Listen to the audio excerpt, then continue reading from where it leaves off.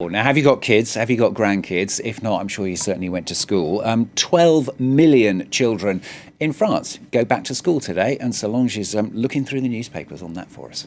It is la rentrée, or the return from summer vacation for kids across France. And the press coverage of this day is very diverse. As we see in La Marseillaise, it says that it's headlining on the fact that book bags are heavier because of inflation, or it explains how school supplies cost on average 10% more this year. Meanwhile, another regional paper, L'Est Républicain, it is talking about the government's plan to return to the fundamentals or bring up test levels. And as Le Parisien notes, it says that students' results have been going down for the past 25 years and that the Education Ministry wants to reinforce math, reading, and writing in a series of measures. But such policies will not work if there aren't enough teachers. And Libération is asking on its cover, is being a teacher really the best profession in the world? Not anymore, at least in France. It says that despite government promises, France is still some 3,000 teachers short for one to be in each classroom. It explains that there has been, as it writes in its editorial, a désamour, or a falling out of love of the profession, largely because of low salaries. The pay slips of French teachers are now barely above minimum wage, as they haven't been indexed to inflation for 40 years. Other problems include working conditions. With an average of 26 pupils per classroom, France actually has the worst student-teacher ratio of all of Europe. Surprises me. It's quite a lot, though, isn't it? 26. In regard to the return to the classroom, is another issue, though, receiving a lot of attention too. The main issue, another one of the main issues of this rentrée, is the announcement by the Education Minister, Gabriel Attal. He did this last month, about a ban on the Abaya, which is a long robe worn by a minority of Muslim women and girls. It will no longer be allowed in schools, as they are, according to the Education Minister, a form of religious dress and thus not secular. For Le Figaro, this, quote, modest fashion is increasingly popular, it says, among young people due to, it believes, the religious and cultural influence of Saudi Arabia. Now, rights groups, they have, and the opposition, have been outraged by this ban, saying that it courts the far right and stigmatizes Muslims, something that the Prime Minister promised isn't true. But as Libération notes, it says that the number of cases is quite tiny. Around 150 schools out of some 60,000 are affected by this dress. Should it then be the government's main talking point, Libé asks, or is this a cover-up of the other problems facing France's education systems? It is, as Le Canard Enchaîné writes in its weekly, an abracadabra move, or using a wordplay on the Abaya, an Abaya cadabra move.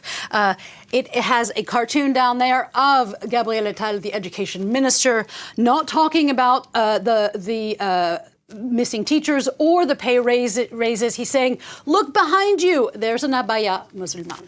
Now, in regard to Islam, the Washington Post's editorial board is discussing the burning of the Koran. Yes, it is saying today that it explains that both Sweden and Denmark are facing a dilemma of whether to outlaw the burning of the Koran because it is deeply offensive to Muslims, or to allow it as a form of free speech. Now, the paper explains that the reputation and the security stakes of both nations, as they've been, quote, forced into an unenviable corner by a relative handful of far-right nationalists that flaunt zealotry. But the paper argues that outlawing the burning, which Denmark is actually considering, would reward extremists and the hatred expressed by anti-Islamic groups. Let's switch gears now to the environment. This is about our use of plastics.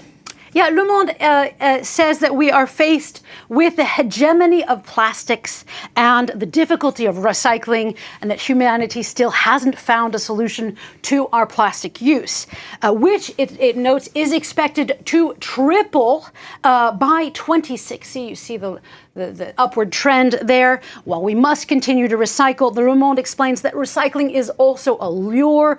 It says that only 9% of plastic worldwide is really recycled. In France, it's a bit better, some 18%. But the only real solution is to reduce our use of plastic, at least until other types of plastics or recycling is invented. And here the Atlantic has a little bit of potential good news for us. It says it's a tiny glimmer of hope.